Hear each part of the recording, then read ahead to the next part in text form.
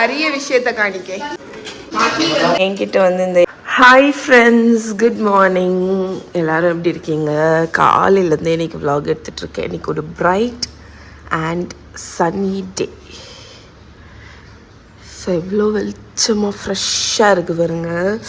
வெளியே நல்லா கூலாக இருக்குது. இன்னும் நம்ம வந்து ஹீட் ஆகலை. நேரம் ஆக ஆக தான் நமக்கு சூடு அடிக்கும். ஆனால் இப்போ நல்லா கூலாக இருக்குது. எங்கள் மாங்காய் மரத்தில் எவ்வளோ மாங்காய் வந்திருக்கு பாருங்கள். அண்ட் இந்த வாட்டி எல்லா மாங்காயுமே தாந்து காய்ச்சி கிடக்கு. கையை வச்சே பறிச்சிடலாம். என்ன பார்த்தீங்களா? கையை வச்சே பறிச்சிடலாம். அண்ணா அண்ணா நான் இங்கே எல்லாமே ரொம்ப தாந்து காய்ச்சிருக்கு. ஏன்னு தெரியல. அதுக்கப்புறம் இன்னொரு விஷயம், இது வந்து ஒரு குட்டி கொய்யா, ஒரு என்ற அளவுக்கு தானே இலை இருக்குது. ஆனால் எத்தனை பிஞ்சு வந்திருக்கு பாருங்க. இதில் வந்து 2 கொய்யாப்பழம் நாங்கள் சாப்பிட்ருக்கோம். சூப்பர் இனிப்புங்க. ஹைப்ரிட்டாக என்னன்னு தெரியல. பட் எத்தனை பிஞ்சு வந்திருக்கு பாருங்கள். ஒரு 10-15 பிஞ்சு வந்திருக்கும். இன்றைக்கி பிரேக்ஃபாஸ்ட் என்னன்னு பார்த்தீங்கன்னா ப்ரெட் அண்ட் எக்கு தான் போடுறேன். Bread toast and egg. மகாக்கு இன்றைக்கி பிரேக்ஃபாஸ்ட் மட்டும்தான். ஆக்சுவலாக இப்போ டெஸ்ட்டு நடந்துகிட்ருக்கிறதுனால லன்ச் எதுவுமே கொடுக்க வேண்டாம். அதனால் பிரேக்ஃபாஸ்ட் ப்ரெட் டோஸ்ட் போட்டுடலாம். ஓகே, நான் மகாட்ட சொல்லிகிட்ருக்கேன், மகா இந்த பாட்டில் எனக்கு ரொம்ப யூஸ்ஃபுல்லாக இருக்குது. நெக்ஸ்ட் டைம் நான் வந்து கூட 3-4 பாட்டில் வாங்க போகிறேன், எண்ணெய் ஊற்றி வைக்க அப்படின்னு சொன்னேன்.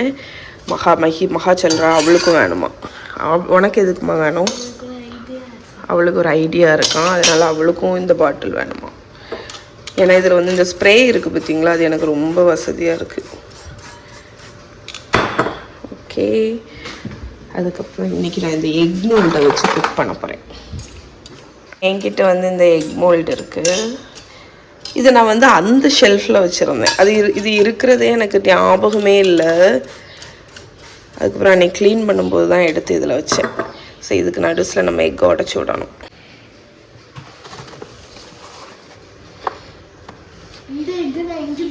வீடியோ எடுப்பியா?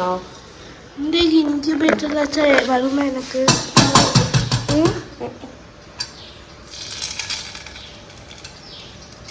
ஹார்ட் போட்டு கொடுத்துருக்கேன். அம்மாவுக்கு மார்னிங்கே நான் வந்து என்னோட ஹார்ட்டை வெளியே வராது, குக் ஆகிடும். ஸோ நம்மளோட எக்குகளை சால்ட் எக்கில் போடுறதுக்குன்னே நான் இந்த குட்டி சால்ட் ஷேக்கரில் உப்பு போட்டு வச்சுருக்கேன். And pepper.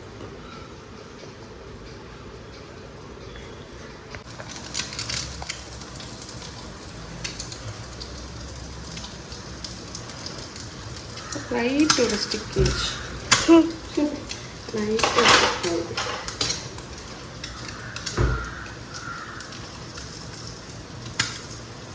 குட்டீஸ்க்கெல்லாம் ரொம்ப பிடிக்கும்.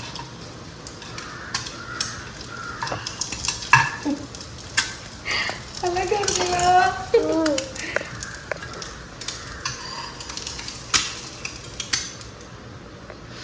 சரி, மேலே வைக்கணும் சைடில் வைக்கணும்? மேலே மேலே. இப்போ இதில் அது இந்த ஸ்ப்ரே பாட்டில் இருக்கிறதுனாலயாக்கும் வசதியாக இருக்குது.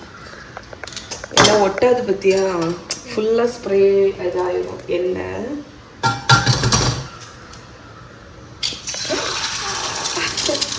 ஃப்ளவர் ரொம்ப அழகாக இருக்கும். ஆமாம். சால்ட் கொஞ்சம் பீ பெப்பர்.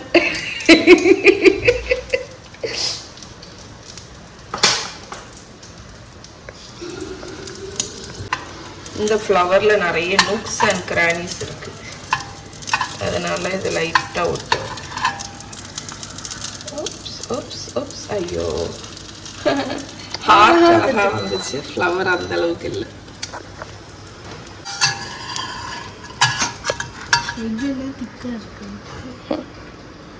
ஓகே, இதான் வந்து மகாவோட பிரேக்ஃபாஸ்ட்.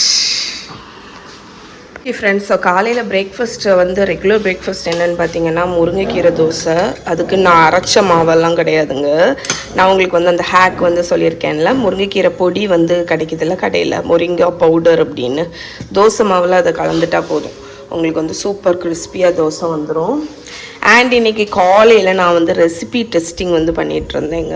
இந்த என்னோடய இன்ஸ்டா ஃபீடில் பார்த்தீங்கன்னா பாஜ்ரா ரொட்டி வந்துட்டே இருந்துச்சு. ஆக்சுவலி இந்த பாஜ்ரா ரொட்டி, ராகி ரொட்டி, கம்பு தான் பாஜ்ரா, ஸோ அந்த சோள ரொட்டி அதெல்லாமே வந்து ரொம்ப ரொம்ப ரொம்ப காம்ப்ளிகேட்டடாக இருக்குது.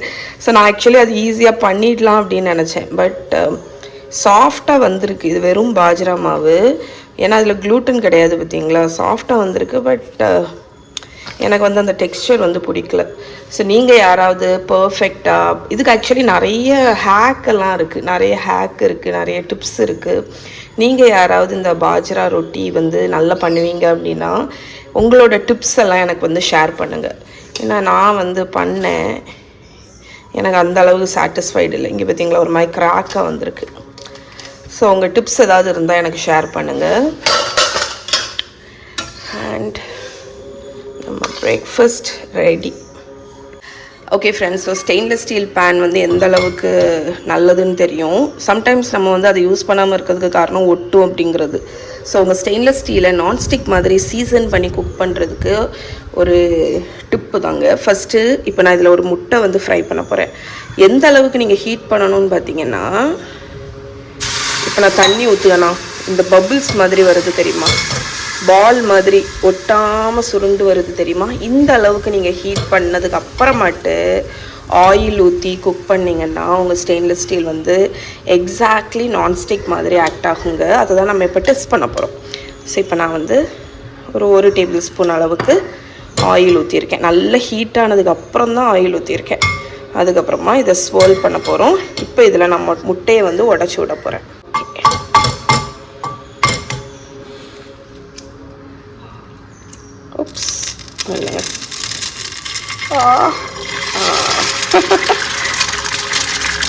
Okay, salt and pepper.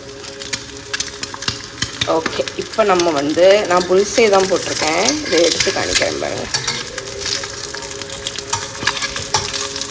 Lace sticking இருக்குது, ஆனால் வந்து அது நமக்கு ஒட்டுறது தானே லைட்டாட்டு.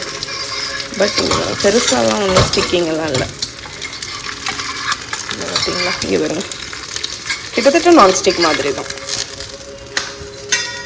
ஓகே, ஸோ நம்ம வந்து ஸ்டீல் பாத்திரங்கள், காஸ்ட் அயர்ன் பாத்திரங்களுக்கு மூவ் ஆகிறது வந்து பெட்டர். ஏன்னா வந்து நிறைய பேர் வந்து ஸ்டீல் வந்து யூஸ் பண்ணாமல் இருக்கிறதுக்கு ஒரு ரீசன் வந்து அதுவாக இருக்கும். என்னென்னா வந்து ஒட்டுது அப்படிங்கிற ஃபீல் பண்ணுவாங்க. அதனால் நீங்கள் வந்து இந்த மாதிரி ப்ராப்பராக அதை ஹீட் பண்ணிவிட்டு நீங்கள் பொரியல் கூட இதில் பண்ணலாங்க.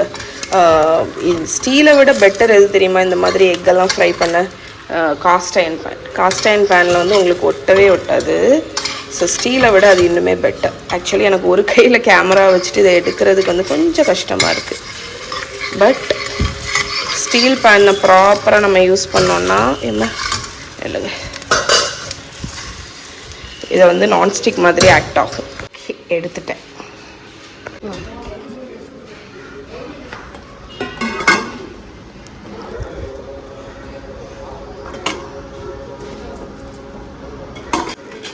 எவ்வளோ பாட்டி?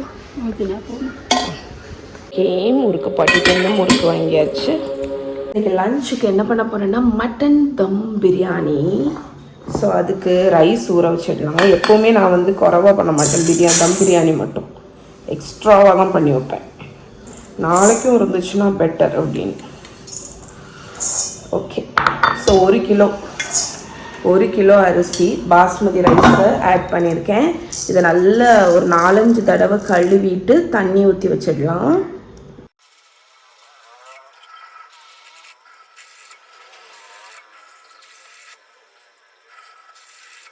ஸோ நான் யூஸ் பண்ணுறது வந்து India Gate classic basmati rice. Okay, mutton biryani வந்து நம்ம சிக்கன் பிரியாணி மாதிரி இல்லை, கொஞ்சம் டிஃப்ரெண்ட். நான் வந்து ஒரு கிலோ போல் வெங்காயம் வந்து ஸ்லைஸ் பண்ணியிருக்கேன். இதில் ஒரு 2 வெங்காயம் அளவுக்கு நான் வந்து பொரிச்சு எடுத்துகிற போகிறேன். இது வந்து நம்ம டாப்பிங்கில் போடுறதுக்கு. மிச்சம் வந்து நம்ம மட்டன் கூட மசாலா ரெடி பண்ணுறதுக்கு நம்ம யூஸ் பண்ணுவோம். அதனால் நான் ஆயிலில் போட்டு இவ்வளவும் நான் வந்து மசாலா ரெடி பண்ணேன். நம்ம மட்டன் கூட தக்காளி எல்லாம் போட்டு வதக்குறது. இது டாப்பிங்க்கு. ஸோ இதை ப்ரௌனாக ஃப்ரை பண்ணி எடுத்துடலாம். நல்ல கோல்டனாக ஃப்ரை ஆகணும்.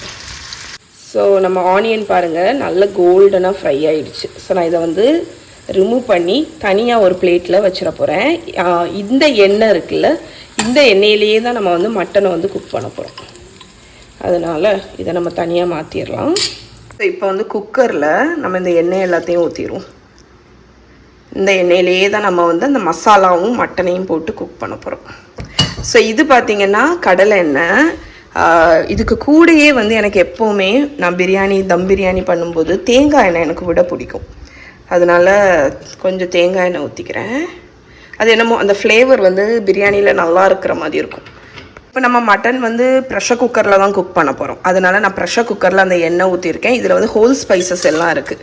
ரம்ப இலை, ஏலக்காய், பட்டை, சோம்பு, ஜீரகம், பேலீஃபு எல்லாமே இருக்குது. ஸோ இந்த ஆயிலில் ஆட் பண்ணி இது ஒரு நிமிஷம் அப்படியே இருந்து சிசில் ஆகட்டும்.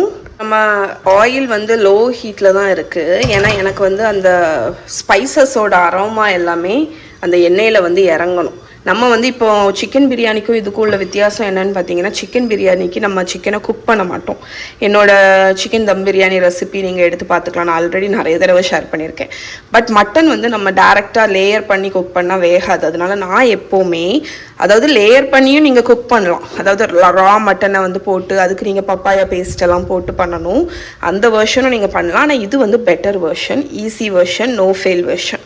ஸோ நம்ம எண்ணெயில் வந்து அந்த ஸ்பைசஸ் எல்லாம் சிசில் ஆகுதில்ல, இதில் நம்ம இந்த வெங்காயத்தை ஆட் பண்ணி இதை வந்து நல்ல லைட் கோல்டன் ஆகணும். இது கோல்டன் ஆகிற வரைக்கும் இதை வதக்கிடலாம். ஸோ வெங்காயம் நல்ல கொஞ்சம் நேரம் வதங்கட்டும். லைட் கோல்டன் ஆனதுக்கப்புறம் நம்ம அடுத்தது என்னன்னு பார்க்கலாம். ஓகே, ஸோ இது நான் வந்து ப்ரெஷர் குக்கரில் தான் வைக்கிறேன். ஏன்னா டேரெக்டாக அதில் மட்டன் போட்டு குக் பண்ணிடுவேன். ஸோ நம்மளோட வெங்காயத்தை பாருங்கள், இந்த மாதிரி லைட்டாக ஒரு பொன்னிறம் வந்த உடனே இஞ்சி பூண்டு பேஸ்ட் வந்து ஆட் பண்ணிடலாம். ஸோ இஞ்சி பூண்டு பேஸ்ட் ஆட் பண்ணி இதையும் ஒரு 2 minutes நம்ம வந்து நல்லா ஃப்ரை பண்ணி விட்டுறலாம். ஸோ நம்மளோட இஞ்சி பூண்டை நல்லா வதக்குனதுக்கப்புறம் நான் வந்து ஒரு 3/4 கிலோ, ஒரு 1/2 கிலோவுக்கு கொஞ்சம் மேலே வந்து தக்காளி கட் பண்ணி வச்சுருக்கேன். அதையும் ஆட் பண்ணி தக்காளி கொஞ்சம் மசிஞ்சு வரணும், நல்லா குழஞ்சு வரணும். அது வரைக்கும் நம்ம வந்து குக் பண்ணிடலாம். ஓகே, நம்ம தக்காளி போட்டுட்டு இந்த அளவுக்கு நல்லா மசிஞ்சு குக் ஆயாச்சுங்க. இப்போ நம்ம வந்து 1 கிலோ மட்டன் இங்கே வந்து க்ளீன் பண்ணி வச்சுருக்கோம். நல்ல மட்டன் வாங்கும்போது கொஞ்சம் எலும்பும் வாங்கிக்கோங்க, நல்ல பெரிய பெரிய பீசஸாக போட்டு வாங்கிக்கோங்க, குட்டி வந்து போடாதீங்க. ஸோ நல்ல மட்டனையும் போட்டு நல்லா பெரட்டி விடுவோம். ஸோ இங்கே பார்த்தீங்கன்னா நம்ம மட்டனை நல்லா மிக்ஸ் பண்ணிட்டேன். இப்போ ஸ்பைஸ் பவுடர்ஸ், உப்பு, கொத்தமல்லி பொடி, சில்லி பவுடர் நாகேட். ஸோ இதில் என்னெல்லாம் போட்டிருக்கேன்னு பார்த்தீங்கன்னா, மஞ்சள் பொடி 1 ஸ்பூனு, சில்லி பவுடர் ஒரு 2 டேபிள் ஸ்பூன், ஒரு ஃபுல் டேபிள் ஸ்பூன் என்னோடய ஸ்பெஷல் கரம் மசாலா தூள், மல்லித்தூள் 2 டேபிள் ஸ்பூன், அதுக்கப்புறம் ஜீரகத்தூள் 1 டீஸ்பூன், உப்பு இவ்வளவும் போட்டிருக்கேங்க. இதை நல்லா பெரட்டி விட்டுறலாம்.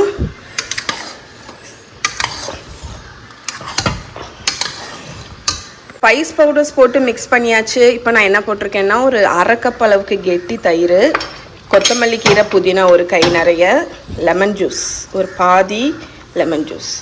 இதை நல்லா கலந்துட்டு மூடி போட்டு ஒரு 8லேருந்து 10 விசில் வைக்க போகிறோம். இப்போ இதில் வந்து ஒரு 4-5 பச்சை மிளகா முழுசாட்டு, ஒரு 1/2 கப் அளவுக்கு தண்ணி, ஏன்னா அடி பிடிச்சிடக்கூடாதுல்ல, அதுக்கு வேண்டி. ஸோ இப்போ இதை மூடி போட்டு குக் பண்ணிவிட்டு நம்ம வந்து அடுத்த ஸ்டெப் என்னன்னு ப்ரொசீட் பண்ணுவோம். ஸோ ஆக்சுவலி வந்து ரைஸை குக் பண்ணோம். நான் வந்து இந்த எல்பிஜி இஷ்யூ பெருசாக இல்லை இங்கே, ஏன்னா எனக்கு வந்து எல்பிஜி கிடச்சிருச்சு ஆக்சுவலி. பட் ஸ்டில் நான் வந்து கேஸை தண்ணி வந்து நம்ம நிறைய கொதிக்க வைக்கணும், டைம் ஆகும். அதனால் நான் என்ன பண்ண போகிறேன்னா, இன்ஸ்டன்ட் பாட்டில் சூப் மோடில் வச்சிட போகிறேன். இந்த தண்ணி வந்து கொதிச்சதுக்கப்புறம் நான் இதுலேயே ரைஸை போட்டு 1/2 வேக்காடு குக் பண்ணி எடுக்க போகிறேன். அதனால் அது கொதிக்கட்டும். ஸோ ஒரு 6 விசில்லே மட்டன் வந்து குக் ஆகிடுச்சு. நான் அடுப்புலேருந்து எடுத்துட்டேன். அண்ட் என்னால் முடிஞ்ச வரைக்கும் அதில் இருந்த பெரிய ஹோல் ஸ்பைசஸை மட்டும் ரிமூவ் பண்ணிட்டேங்க. இப்போ நம்மளோட இது வந்து கொதிக்க ஆரம்பிச்சிடுச்சு. நான் வந்து கொஞ்சமாக ஹோல் ஸ்பைசஸ் மட்டும் ஆட் பண்ணியிருக்கேன். அதுக்கப்புறமா சால்ட் ஆட் பண்ணணும். ஓகே, அதுக்கப்புறமா நம்ம கிட்டத்தட்ட ஒரு 1 மணிக்கூர் நான் வந்து ஊற வச்சுருக்கேன். இந்த அரிசி ஆட் பண்ணிடலாம். அரிசி ஆட் பண்ணி அது நல்லா கொதிக்கட்டும். ஸோ நான் இதில் வந்து என்ன சோக் பண்ணியிருக்கேன்னு பார்த்தீங்கன்னா குங்குமப்பூ வெது வெதுப்பான பாலில் ஆட் பண்ணியிருக்கேங்க. குங்குமப்பூ வந்து பியோர்னு எப்படி தெரியும்னு பார்த்தீங்கன்னா உங்களுக்கு வந்து போட்ட உடனே கலர் வராது. ஆக்சுவலி இது ஒரு 15 மினிட்ஸாக சோக் ஆகிட்டுருக்கு. இப்போ தான் கலர் வந்திருக்கு பாருங்கள். குங்குமப்பூ வந்து ஸ்லோவாக கலர் வந்து எக்ஸ்ட்ராக்ட் பண்ணணும். அப்படி பண்ணுச்சுன்னா அது வந்து பியோர்னு. இது வந்து காஷ்மீரில் நான் வாங்கின ஒரு குங்குமப்பூ, அவ்வளோ வாசனையாக இருக்கும். ஸோ இந்த வெது வெதுப்பான பாலில் ஒரு பிஞ்ச் குங்குமப்பூ, அதுக்கப்புறம் பைனாப்பிள் எசன்ஸ் வந்து நான் ஆட் பண்ணியிருக்கேன். எனக்கு பிடிக்கும். அது வந்து சில பேருக்கு பிடிக்கும், சில பேருக்கு பிடிக்காது. ஷர்மிக்கிட்ட நான் பேசும்போது அவங்களுக்கு ஆக்சுவலி அந்த பைனாப்பிள் எசன்ஸ் ஆட் பண்ணது பிடிக்கல. ஆனால் எனக்கு எங்கள் ஃபேமிலிக்கு பிடிக்கும். அதனால் அது வந்து ஆப்ஷனல் தான். பைனாப்பிள் எசன்ஸ் என்ன பண்ணணும்னு பார்த்தீங்கன்னா இந்த பிரியாணிக்கு வந்து லைட்டாக ஒரு ஃப்ரூட்டி அரோமா கொடுக்கும். அது உங்களுக்கு பிடிச்சிச்சின்னா ஆட் பண்ணுங்கள், இல்லாட்டி ஸ்கிப் பண்ணிடலாம். இது நம்ம வந்து கடைசி அசம்பிள் பண்ணும்போது விட போகிறோம். அதனால் இதை ஃபஸ்ட்டே செஞ்சு வச்சுருங்க. ஏன்னா அப்போ தான் அந்த குங்குமப்பூ வந்து அந்த ஃப்ளேவரை வந்து பாலில் இறக்கும். நம்ம அடுத்த கார்னிஷ் வந்து ஒரு 100 ml நெய்யில் ஒரு முந்திரி பருப்பு ஒரு 50 கிராம் போட்டிருக்கேங்க. இது கொஞ்சம் கோல்டனாக ஃப்ரை ஆகட்டும். இன்னொரு விஷயம் சொல்லணும்னு இருந்தேன். இதுதான் நம்மளோட பிரியாணியோட பேஸ். இந்த கிரேவி வந்து நல்லா திக்காக இருக்கணும்.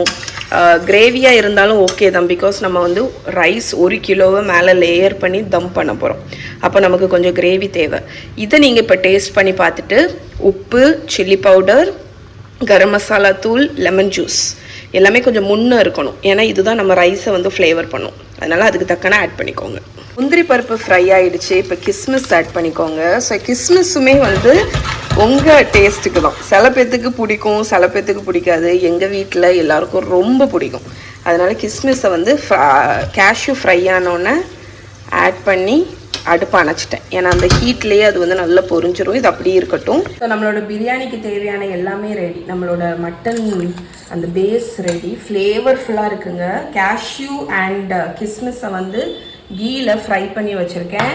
கொத்தமல்லி கீரை, புதினா, பச்சை மிளகா, ஃப்ரை பண்ண ஆனியன், அதுக்கப்புறம் நம்மளோட ஃப்ளேவரிங் இந்த குங்குமப்பூவை வந்து பாலில் போட்டு வச்சுருக்கேன். ரைஸ் வந்து குக் ஆகிடுச்சு. கட் பண்ணி நான் எடுத்துகிட்டு வரேன். ரைஸ் பார்த்திங்கன்னா 80% குக் ஆயாச்சு. இப்போ நான் இதை வந்து எடுத்துகிட்டு வந்துடுறேன். ஸோ இந்த பாட்டில் தாங்க நான் அசம்பிள் பண்ண போகிறேன். இது என்னோட 15 லிட்டர் உள்ள ஸ்டெயின்லெஸ் ஸ்டீல் பாட்டு, நல்ல பெருசு. ஸோ ஃபஸ்ட்டு பேஸில் நம்மளோட மட்டன் நான் வந்து ஒரு 3/4 வாசி ஆட் பண்ண போகிறேன். இது எல்லாமே குக்டு தான், அதனால ஒரு 1/4 வாசி மட்டும் நான் வந்து இந்த ரைஸுக்கு இடையில போடுறதுக்கு வேண்டி வச்சுருக்கேன். ஸோ நம்மளோட பேஸில் இந்த மட்டன் ஆட் பண்ணியாச்சு.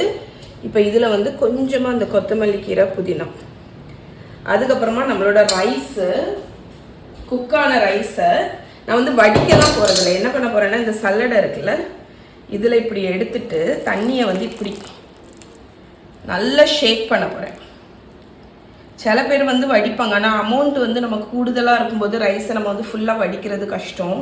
அதனால இப்படி நல்லா ஷேக் பண்ணி இந்த இதுக்கு மேலே இப்படி பூ மாதிரி தூவி விட போகிறேன். ஓகேயா?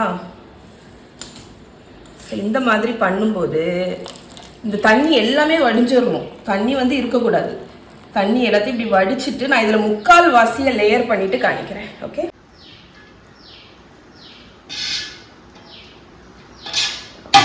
ஸோ நான் வந்து அந்த 3/4 வாசி ஆட் பண்ணிட்டேன். இப்போ நம்ம லேயர்ஸ் பண்ண போகிறோம். ஃபஸ்ட்டு நம்மளோட புதினா, கொத்தமல்லி கீரை, அதுக்கப்புறமா இந்த பச்சை மிளகா வச்சுருக்கோம்ல அது, அதுக்கப்புறமா இந்த ஃப்ரை பண்ணி வச்சுருக்கிற வெங்காயத்தில் கொஞ்சம்.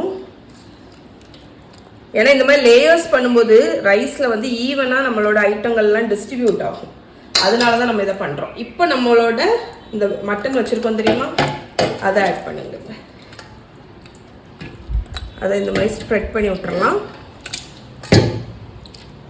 இது எல்லாமே தம்மில் இருக்கும்போது உங்களுக்கு நீட்டாக வந்துடும்.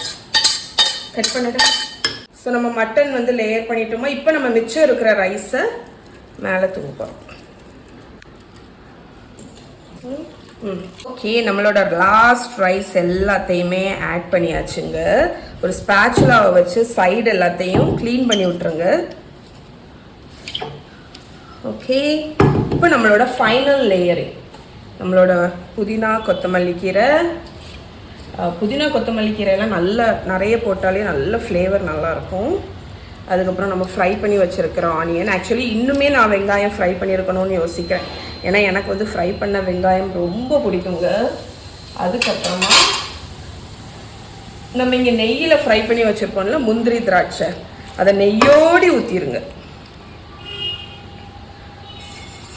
ஸோ நெய் வந்து லாஸ்ட்டு தான் விடணும். ஸோ ஆப்வியஸ்லி நம்ம வந்து கிட்டத்தட்ட 1 கிலோ அரிசி 1.25 கிலோ அளவுக்கு மட்டன். ஓகேயா, அந்த அளவு நான் சொல்ல மறந்துட்டேன். ஸோ இப்போ நம்ம வந்து பாலில் ஊற வச்சுருக்கிற குங்குமப்பூ அப்புறம் பைனாப்பிள் எசன்ஸ் இதை வந்து இந்த மேலே ஊற்றிடணும். அதை ஊற்றினோன்னு தான் எனக்கு அந்த அரோமா வந்து வருது. இப்போ வந்து என்ன பண்ணணும்னா ஒரு ஸ்பேச்சுலா இல்லாட்டி ஒரு கரண்டிக்கு பின்னாடி உள்ளதில் லைட்டாக இந்த மாதிரி நிறைய ஹோல்ஸ் போட்டு விட்டுறோம் கீழே வரைக்கும்.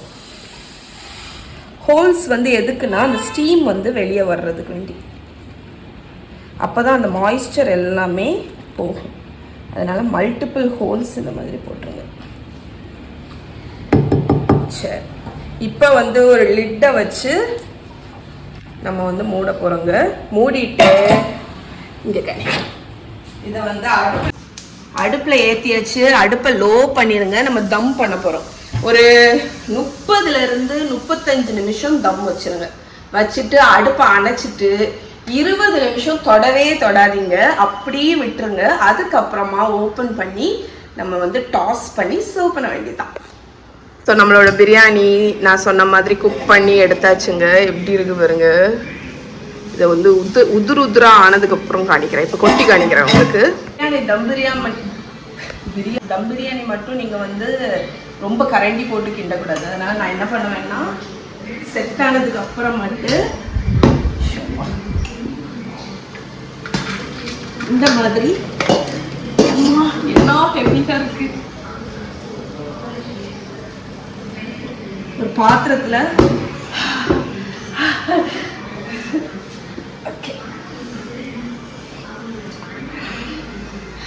ஃபேஷியல், இதுதான் வந்து பிரியாணி ஃபேஷியல். ஒரு பாத்திரத்துல பாதியை கொட்டிட்டு பாதியை அப்படி வச்சிருவேன். ஸோ சர்வ் பண்ணும்போது காணிக்கிறேன். கட் பண்ணிடலாம். ஸோ எப்படி தான் பிரியாணி பண்ணிட்டு சைடில் ஸ்பூனை சாடுவாம்மா. The best ever தம் பிரியாணி.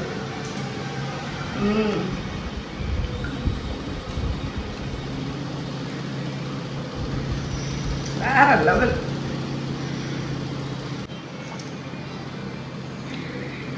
உங்களோட தம் பிரியாணி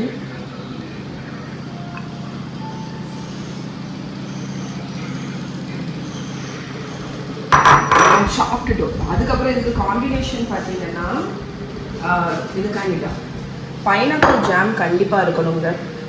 எங்கள் ஊரில் நீங்கள் கல்யாண வீட்டுக்கு வந்தீங்கன்னா தம் பிரியாணி எல்லாம் வச்சா ஜாம் கண்டிப்பாக வைப்பாங்க. பைனாப்பிள் ஜாம் நீங்கள் செய்யலாம். பட் நான் என்ன பண்ணேன்னா ரெடிமேடாக கிடைக்கிற பைனாப்பிள் ஜாமை மைக்ரோவேவில் ஒரு 1 நிமிஷம் வச்சு எடுத்துட்டேன். அது வந்து மெல்ட் ஆகிடும். மெல்ட் ஆகி இந்த கன்சிஸ்டன்சி வந்துடும்.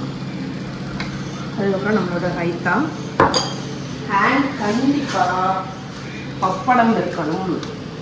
ஸோ இதுதாங்க எனக்கு லஞ்சு. ஒரு அரிய விஷயத்தை காணிக்க நம்ம சதீஷ் அண்ணா வந்து பாத்திரம் கழுவிட்டு இருக்காங்க. பார்த்துக்கோங்க, அதுவும் பொறுமையா இருந்து கழுவிட்டு இருக்காங்க பாருங்க. ஓகே, மகா டெசர்ட்டுக்கு நான் குட்டீஸ்க்கு ஐஸ்கிரீம் சர்வ் பண்ண போறேன். அதை வீடியோ எடுக்க சொன்னேன். வா. மஹி வந்து சராச்சி வீட்டுக்கு போயிருந்தா. 1.5 days வந்து போயிருந்தா. மகா பார்த்தீங்கன்னா மஹிய தேடிட்டா. நேத்து எனக்கு மஹிய தேடுது சுப்பிரமணி. நான் எடுத்துட்டு வந்துட்டேன். சுப்பிரமணி ஆக்சுவலி மகாக்க ரூம்ல தான் இருப்பான். அது தூங்கும்போது மகா எங்க ரூமுக்கு எடுத்துட்டு வந்துட்டேன். சுப்பிரமணி கேட்டா சுப்பிரமணி தனியா இருப்பா அப்படின்னு. சுப்பிரமணி யாருன்னு பாத்தீங்கன்னா மஹியோட பேபி. யார் சொன்னா? யாருக்கு? எனக்கு.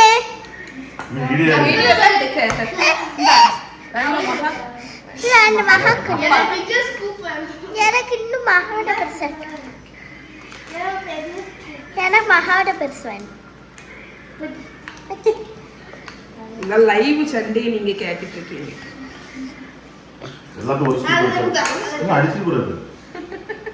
எனக்குயா லாஸ்ட் ஒன் எனக்கா எனக்கு பெருசா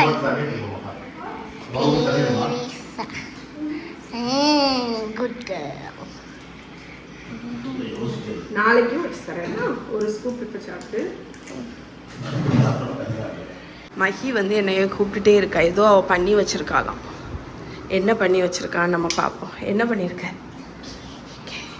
இங்கே பாருங்க அவங்க ரூமில். If green, you may enter. If dark green, you may be enter. If orange, you can enter if you want.